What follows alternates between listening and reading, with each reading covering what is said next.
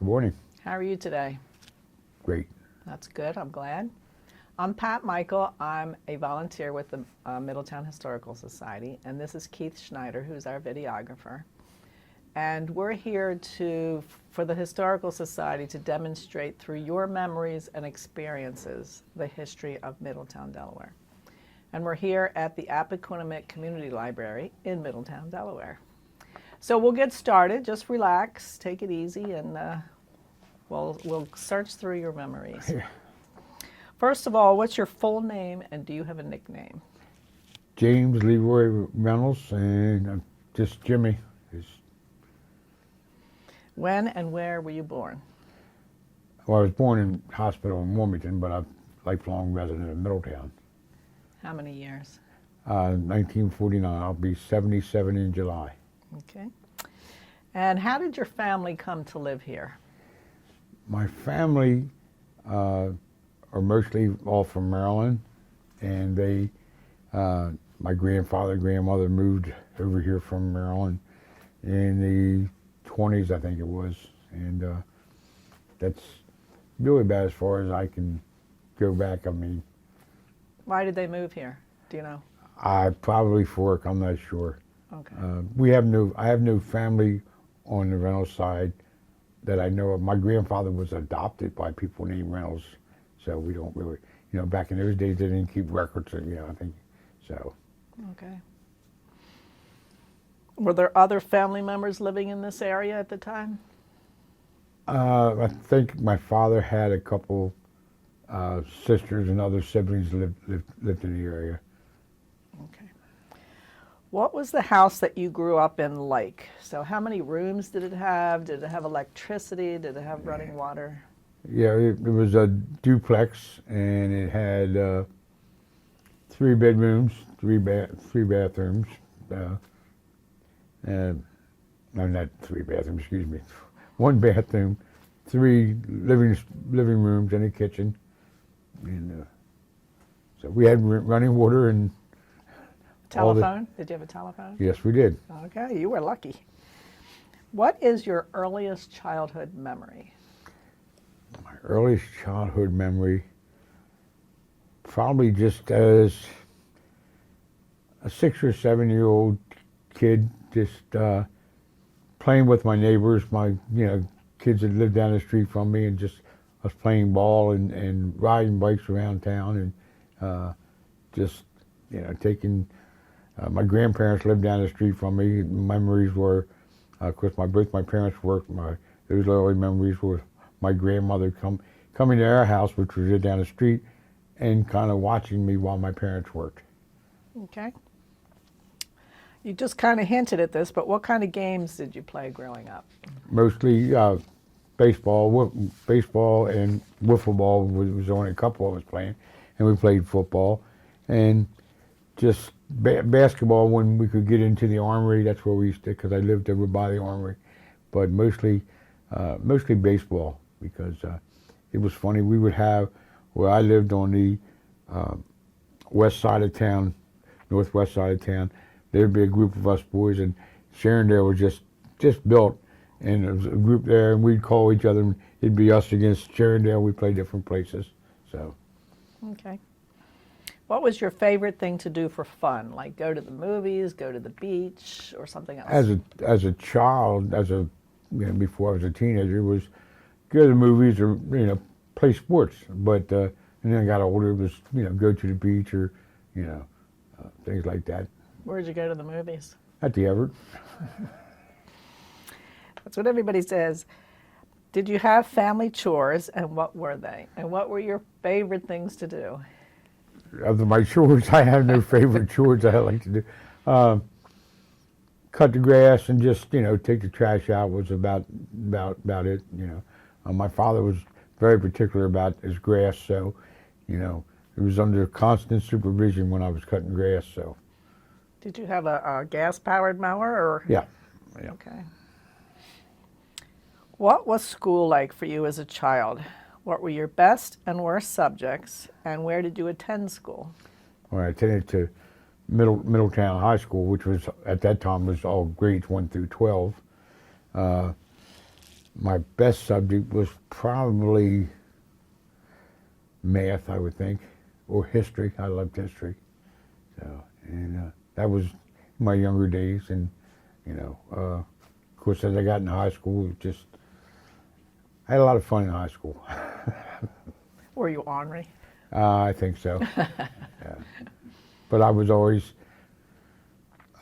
very most humorous or class clown or whatever you want to say. I had a lot of fun in school. That's good. Did you go to college? For a very short time. Where'd you go? University of Delaware. Just Do you remember any fads from your youth, such as popular hairstyles or clothes? well, back in those days, we all had what we call flat tops. I don't know what they call them now, but just the hair sticking straight up, and I mean that was the thing. And used to have this wax that you put on it to make it stick up and stuff. I mean that was a big fad. And I can't remember. Of course, everybody had to have Chuck Taylor Converse sneakers, and that was a little hard to get. You had to get them in Sadoffs, but I mean that was a big fad. You had to have Converse, and you had to have, so. Okay. What were your favorite songs and music? Oh, jeez. Well, I liked the Temptations and Jerry Butler, the Iceman, and all those groups that were, Diana Ross and the Supremes, all those Motown groups. I really liked that kind of music. Did you go to the dances? Oh, absolutely. Where did they have them when you were Well, going? they would have them at the gym, but our big thing was when we were teenagers to go to the Edna Farr house in Newark, and they had dances up there on Saturday nights. We would all go up there. Did you go to Crystal Beach? Oh yeah, we'd go to Crystal Beach. That was, but that was mostly in the summertime that we'd go to Crystal. But during the school year, we would always go to Newark. Did you have any pets, and if so, what kind and what were their names? Never had any pets as a child. So What was your religion growing up, and what church did you attend? I went to Bethesda with Methodists, Where was that at? right on Main Street. Did you go every week? Did you? For a while, I went more as a teenager than I did as a youth. I did. I mean, I went more as a teenager. Do you still go? No. Were you ever mentioned in the newspaper or other publications? Oh, absolutely. Yeah. Tell me about that. Well, I mentioned in the newspaper for a few things. For playing football at Middletown on the football team, it mentioned this. And, of course, all my time on council, whenever there would be some kind of issues or anything, people would interview, we'd be interviewed and ask their opinions on things. And a couple of times, I think, just pictures or something of, I've been a volunteer, I was a volunteer fireman, so, if there was a fire, they'd sometimes put pictures in there, just locally, so. Tell me about your service on the council, what your role was, and how long you. Well, I first served in 72. I served 2 terms in 72. And at that time, I was the youngest elected official in the state of Delaware. I was like 24 years old or something. And then I ran again. I came back again in 1990, and I served there for 34 years. 30 of them, I was appointed vice mayor, and I've always been in charge of, at that time it was streets department, but now it's called municipal services. So. Who were your friends when you were growing up? Friends were guys like as a child, it was like a guy named Chucky Gruel, a guy named Pee Wee Price, and all the guys that lived in my neighborhood. We were all the Burris boys, Charlie Burris, Danny Burris, and Dave Burris. And then in my high school years, I became, from probably I don't know, long before my freshman year. But you know, Kenny Brown and I were always good friends. His brother Johnny, and my probably my best friend in high school was a guy named John Henderson who didn't grow up in Middletown, but we became friends. And then a guy named Ernest Saunders, Hard Rock Saunders, who I'd known from Little League all the way up, and we were very good friends. Okay. Are you still friends with them? I know some of them you are. Well, 'Cause John has passed away, Hard Rock has passed away, you know, and some of them you just don't see anymore. But Kenny Brown and I are still very close, and you know. and you served on the council together. Yes. Yeah. What world events had the most impact on you while you were growing up, and did any of them personally affect your family? Well, I think at the time in my life that the most impact on me was when JFK was assassinated. I was in the 9th grade, I think it was, and I can remember that day being in class when they came and told us that the president had been assassinated. So it didn't really have an effect family-wise or anything like that, but it was just it showed how vulnerable some people are. If we can, you know, you never think about you've always heard of assassinations when you were a kid of Lincoln being assassinated and stuff, but you never thought that my president's not going to be assassinated. So that was, you know, and then later on as a kid, probably that's the only national event that really, you know, brought my attention. Did any of your family serve in the wars? Yes, my uncle did. My father didn't. My father broke his back when he was very young, so he couldn't serve. But he, you know, but the uncle that I'm named after served in the war, In which one? World War II. Did anybody serve in Vietnam? No. No. How are the holidays, like birthdays, Christmas, Easter, whatever your family celebrates, celebrated in your family? And do you have special traditions around those holidays? Well, Thanksgiving we always had was always like every place else around here, traditional Thanksgiving dinner where, you know, my sisters and their husbands and kids and later on their kids' we would have Thanksgiving dinner at my parents' house. But while dinner was being prepared, all the guys would go out in the street and we played touch football. I mean, that was a family that we did it every year, even as we were getting older. Finally, it was just, hey, I'm too old to do this. You guys go out and play it. I'll watch it. But that was a big tradition. And Christmas was, I had a lot of relatives.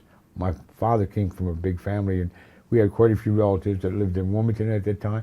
And that was a big thing. Christmas to New Year's week, we get in the car and we go visit this aunt and uncle one night, and then we go to the next one the next night. So that was a big tradition that we had.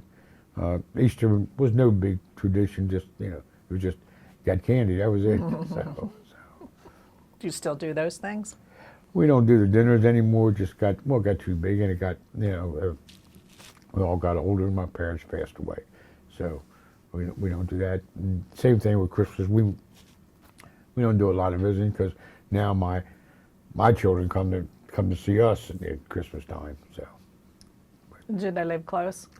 I have one son that lives right here in town, and the other one lives in Smyrna down in Garrison's Lake. Okay. Not too far. No. How is the world different today from what it was like when you were a child, in any respect? I think the word that comes to mind to me is it was friendlier when I was growing up. I mean, I made friends with so many different people, and we didn't. I mean, it was, you knew everybody in town, and of course that comes with the growth that you don't know everybody. But it was just a friendlier and a better life. I grew up in the '60s. And life was a lot freer and a lot easier back then. So. Than it is today. Yes, absolutely. What do you know about your family's surname? You kind of said that earlier, but do you want to say anything about that? Not really. Like I said, I really don't know what family name is. Like I said, from all accounts that I've ever heard, my grandfather was adopted or taken in by a family named Reynolds. That's as far back on that side of it. Nobody ever talked about it? No, my grandfather I was probably only 5 or 6 when he passed away, so I never really talked to him. And my grandmother, now her family was from around here. I mean, she had family around here, but I don't, she was a Burse with the Dickie Burse and all that bunch. That was all. So Dickie Burse's father and my grandmother were brother and sisters. Okay.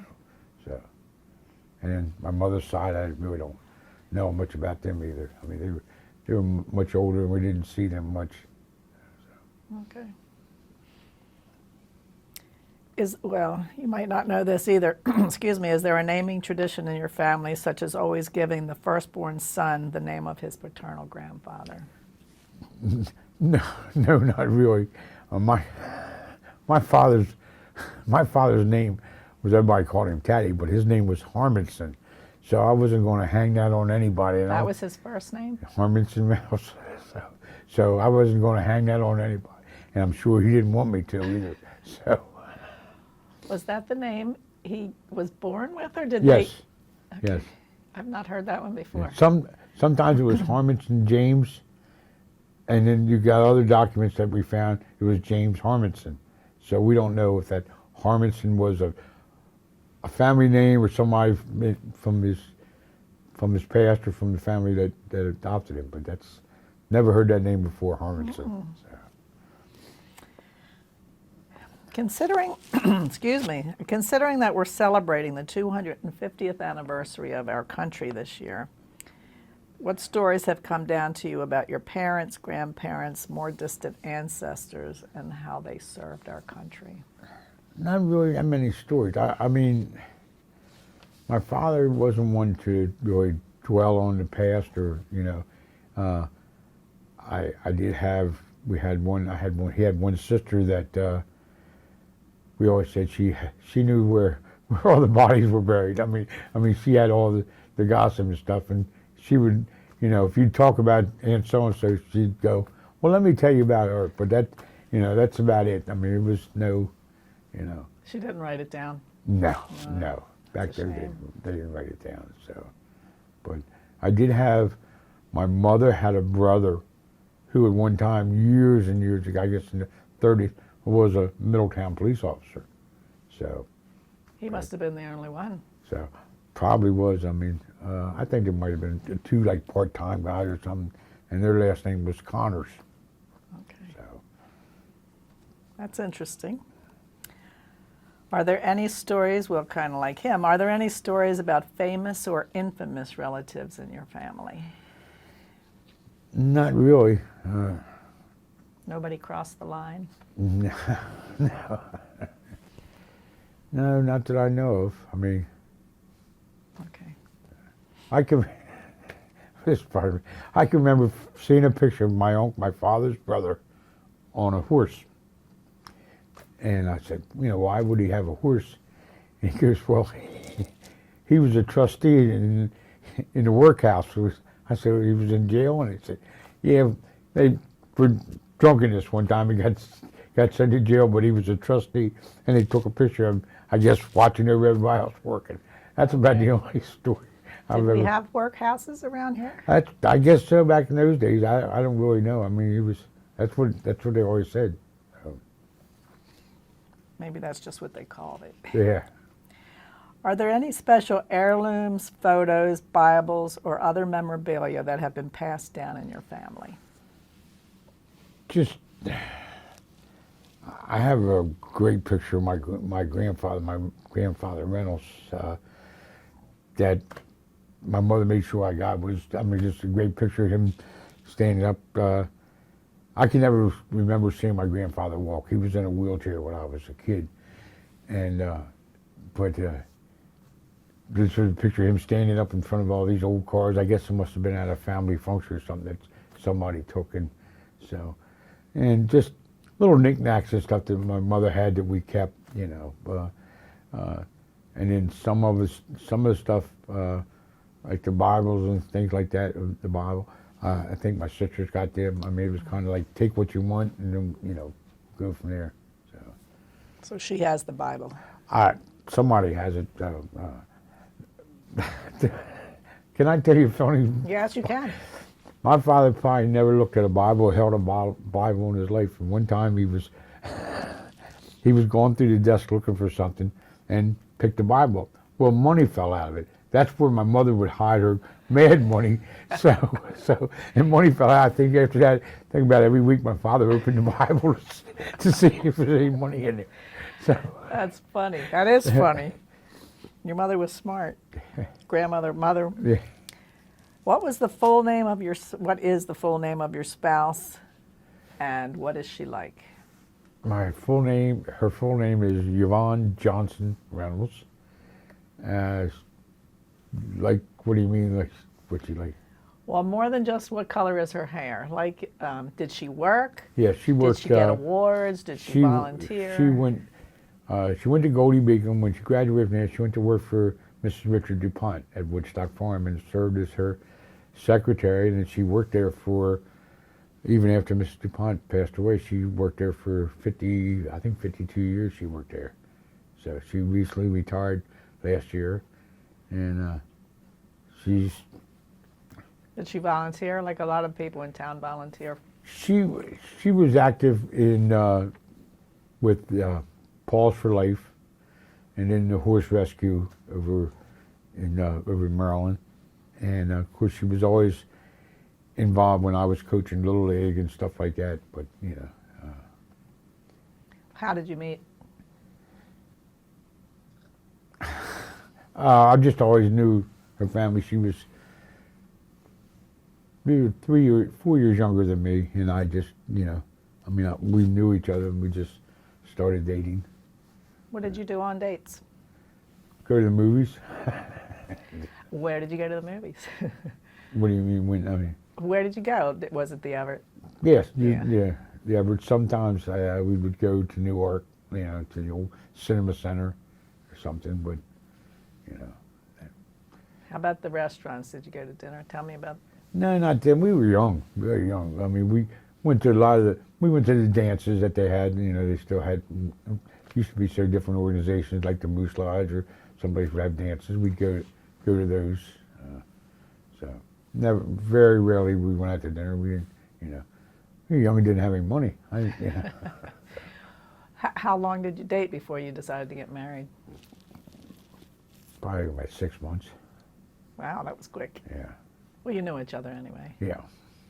And when you got married, where did you get married, and was it a big We got deal? married. No, it wasn't a big thing. We got married in Elkton. It was just one of those things. Let's go get married because, and we didn't go on a honeymoon because I had to coach a Little League game the next day. So, we went to Elkton, got married the next morning. I got up and coached the Little League game. I don't know if that's commitment or craziness. It's commitment on her part. Too. Yeah. Okay, I did some of these. What do you admire most about her? Her patience. She's been very patient with all the things I've been involved with.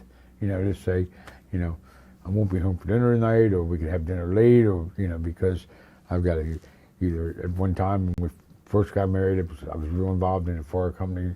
I was vice president there for like 9 years, and I was always been coaching Little League football, and then with the town, and now I'm involved with the senior center, on the board of the senior center. So, she's very patient when it comes to that. I mean, so.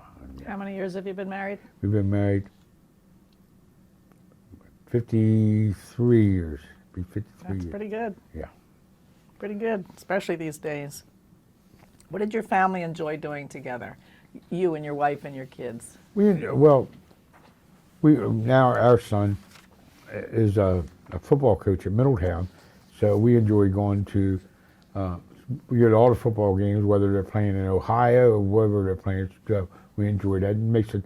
We make a long weekend out of it or something like that. We enjoy that,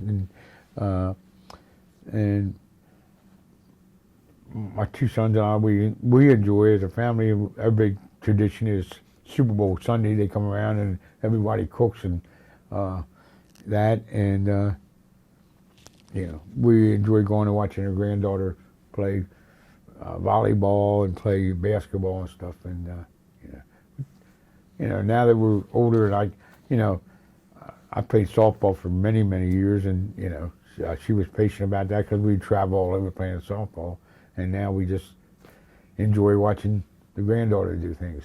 So, Tell me a little bit about the fire hall. I know it's moved several times in the town. right. Do you know the history of that? I'm sure you do. Well, originally the firehouse was on Lake Street, on East Lake Street, on the corner of Cox and Lake, there, where the old water plant is, the standpipe there. That was the original firehouse there, and then they moved up to on Main Street, on Broad Street, and then moved to where they are now, which was where the Little League Diamond was when I played, and when your son played, and but that was always owned by the fire company. That was the old. They had a fair there every year, a carnival grounds, and then when it stopped having carnivals, they gave that to Little League, and with the idea that they would always own that, and so.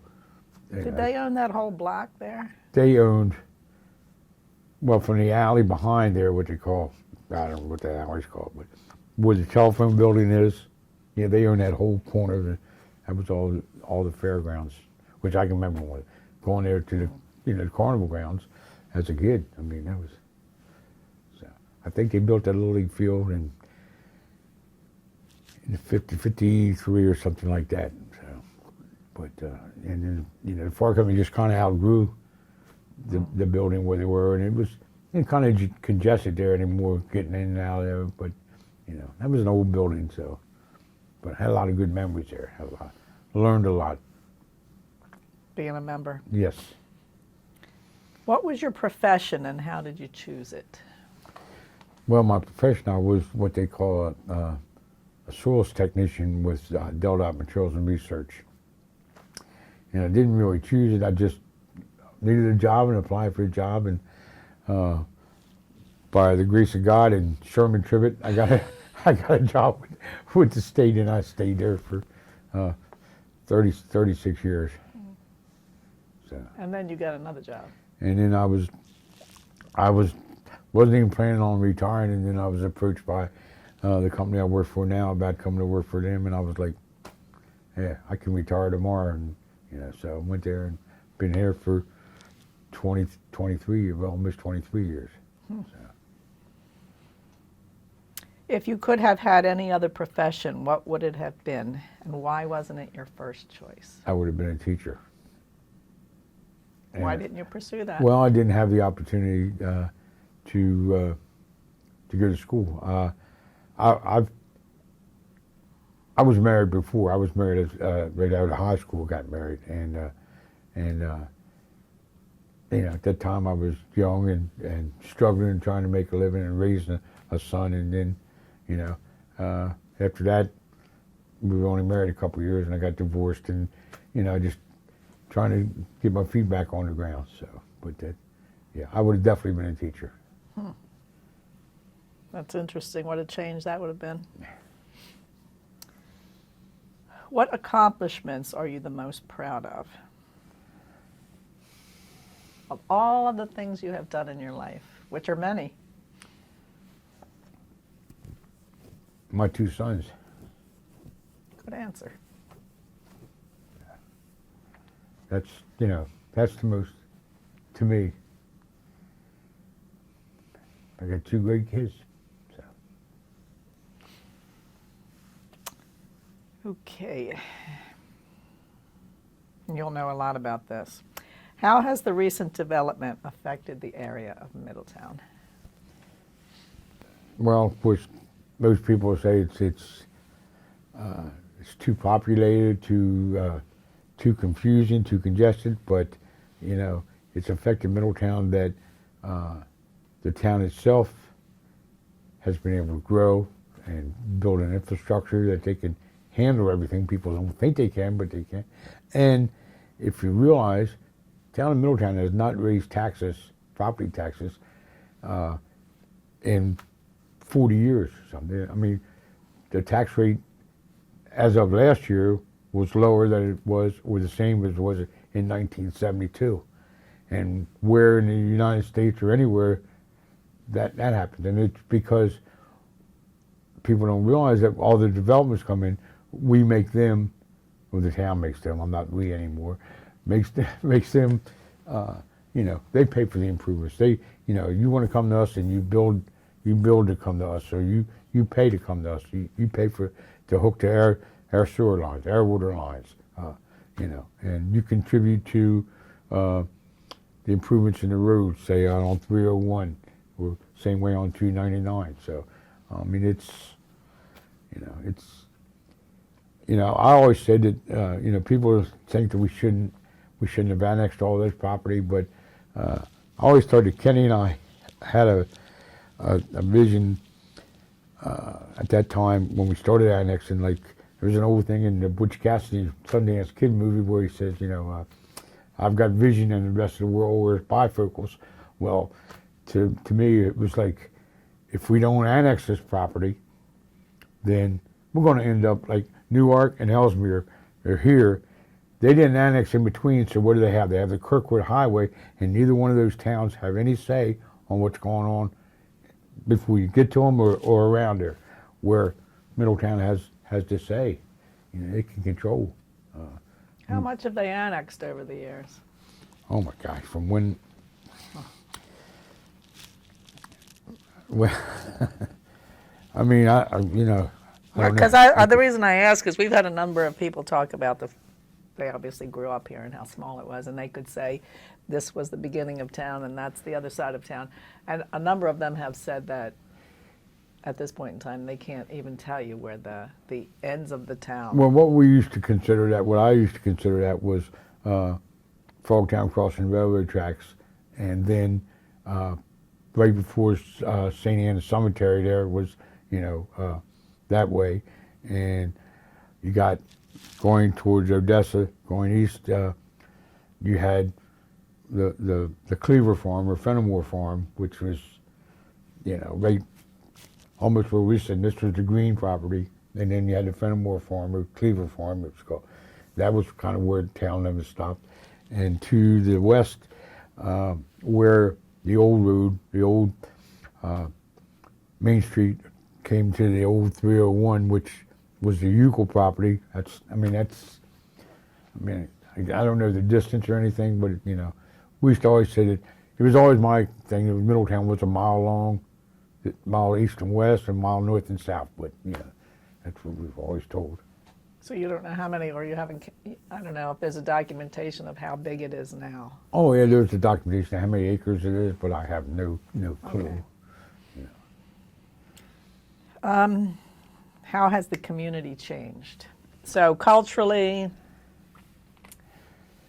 the places we can go, well, I we think can there's access. I think there's more things available to the people. People always say, well, it took me 15 minutes to get from my house to Walmart. Well, my thing is, well, how long did it take you to go to Dover Walmart? It's convenient. I love it that it's that you can shop anywhere. I kind of miss the small stores, some of them, but and that's changed. I mean, we have when I was a kid, they only had the Acme, which was on Pennington Street, and the old A&P, which was right uptown. That was it. And you had a couple of local stores where you could buy. You had Berkman's, and you had Sadolph's, and then you had Leo's Variety Store, and all those things. That's changed, and it's like I say, it's not as friendly now as it was. Used to be when I would go to the grocery store. My wife always said that I'd be a half hour longer than usual because I'd be talking to everybody. Now I'm like, I don't know a whole lot of the people there, but and when you probably know yourself, when when used to be so when you go to the Acme, you you knew all the cashiers, you knew the guys cutting the meat, you knew the guys doing the produce, you knew them all by name. I mean, and now you don't have that. I mean, still there's some local people that don't work there, but it was a different atmosphere. So, but I just I don't know if people's not as friendly. It's people just aren't familiar with anybody. We've gotten so many people move in here, that from out of state or from not from around here, and they only know the people in their development or something. They don't get out. I mean, that's the biggest change that I've seen. So. What do you want people to know the most about yourself, your family, your business, if you have one? What do you want people to remember about you and your family? Well, I would like people to know that I've kind of, I don't want to pat myself, I've kind of dedicated my life to volunteering in so many things, and people like being on the council. I don't see that as a political thing. I see that as a servant to the people of the town, and I would just like people to remember, what I've tried to give back to the town, my support for all the organizations, and just that, I always say, and I'm not tooting anybody's horn, but I've always said there's only one person that I know loves Middletown more than me, and that's Kenny Brown. I knew you were going to say that. I don't know, there's lots of people that love it. Yeah, there is a lot of people who love it, but I don't think there's anybody who loves it, the tradition and the town itself, and everything that goes back to, when we were kids to right now, to him and I. What do you want people to know the most about Middletown's past? Just that we're a growing town. We're a community in the past that stuck together. I mean, I can remember when I was in high school playing football, the town would close down on Friday nights. I mean, that was the support that we had. And I still see that now when we travel to Ohio to watch football games and stuff. I mean, we have more fans than some of these big schools that we're playing out in these. Other teams can't believe the way we travel. And, we'll go places and we'll fill hotels up because, and the majority of these people that have children playing now, they're not born and raised Middletown people. They moved here for, whether for jobs or for education in the Appoquinimink School District, or, I mean, that's a good thing about Middletown. That's what I love about it. So that, we're still kind of family thing, even though we might not know. You get to know people through Little League, through, sports and stuff like that, and that's, I think I kind of got off the question. No, that's fine. It's fine. So that's all the questions I have. Excuse me. Do you have anything you want to add? Any other? Yeah, I was thinking about this the other night. Tell us. When, like I said, I grew up and was a teenager in the 60s, and going into my senior year was we were the first, our class, graduating class of 67, we were the first class that was fully integrated. That's when Reading shut down and came over. And I've always said that what helped, I thought we had a great transition, because what helped was, especially the boys, we knew each other through Little League. We grew up with those guys since we were 9 years old, so we knew it. So it was a pretty good transition. I'm sure it was hard on the girls coming over, but, and some people had a hard time. You got to remember, we had never had a teacher of color. We never had a black teacher. Mr. Frisbee came over. Everybody loved that guy. He's tremendous. And I think, I always said, like in 1966, when that year started, there was turmoil all over the country. but we never had any problems like. I mean, everybody had teenagers had skirmishes and stuff like that, but we got along fine. And and I think between Jim Johnson, who was a superintendent, and Dr. Waters from Reading, they helped merge it together. And I mean, they did. Yeah, I think it was a great, smooth transition. We had a lot of teachers at that time that were not a whole lot, but some were from West Virginia and North Carolina and stuff. They had never taught or even coached a black, but that transition was great. And we had some young guys my age that Hard Rock Saunders kind of made it. He kept the rein on the guys, and but it was just between the school board, Mr. Fenimore, and Mr. Brady and them, and Jim Johnson as superintendent, and then you had, like I said, Dr. Waters and Otis Jefferson, from the Reading side, and it was a great. I mean, it was smooth. I mean, it was problems, but not like what was going all over the place, all over the nation. So, and I thought it was great relationships. I thought, and some that I still have today with, some of those guys I see them, but most of the guys were bonded through football. I mean, at that time.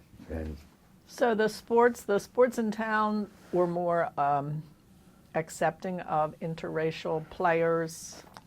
yeah, I never looked at it as, I mean, I just wanted to be on a team with the best players. Well, I don't care who they were, what they were, where they came from.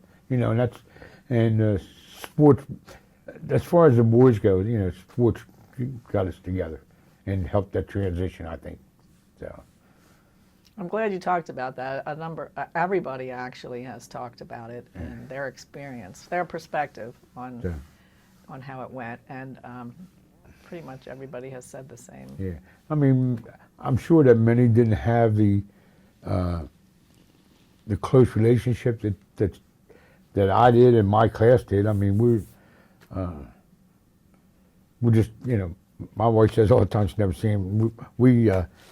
We have a reunion every 5 years, and she said, we're the most reunion bunch you ever saw, and that, we were a tight knit and still are. But I'm sure that some people had some problems with it, but I thought it was really good. I mean, plus you had not only teachers as disciplinarians, you had guys like the custodial.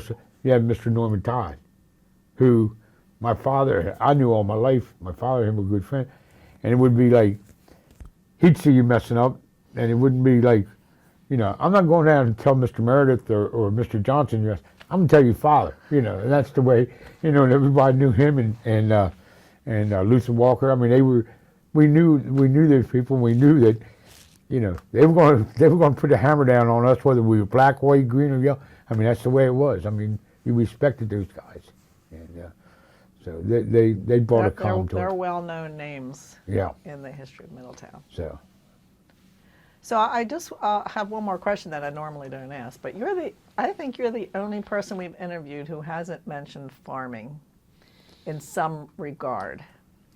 I mean, a lot of either the families were farmers or Right. the kids worked on the farms, like in the summertime. Right. Well, I worked on that when we were teenagers. That was the only work that you could get. I mean, we would go out and bale hay for somebody. We'd pick up the hay, and one summer I worked for Green Giant when they were big in town, and they had some experimental crops around over in Maryland and stuff, and it would be my job to go over there and run a rototiller through there and all. But I mean, and we'd work on potato farms when they were grading potatoes. I mean, that was the only job that teenage boys could really get back then. I mean, I wasn't a farmer, and we had, even though other schools always called us farmers, said we were all farmers, but we weren't that. There wasn't that many farmers on our football team or playing sports. But I mean, and the farmers we had were all family farmers. I mean, they were